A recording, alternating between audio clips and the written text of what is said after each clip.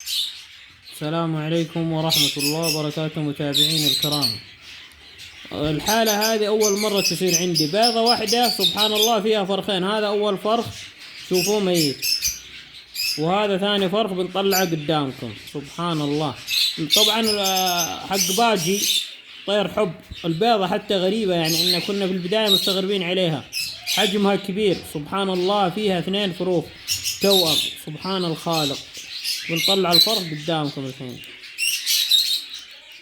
وهذا الفرخ الثاني سبحان الله، شوفوا الحجم صغير مرة سبحان الله سبحان الله. يعني ليش طاحت؟ شوفوا سبحان الخالق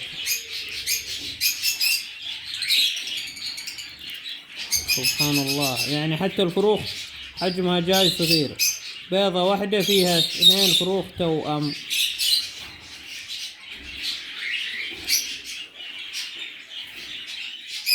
سبحان الله. هذا هم الاثنين، هذا ميت وهذا حي.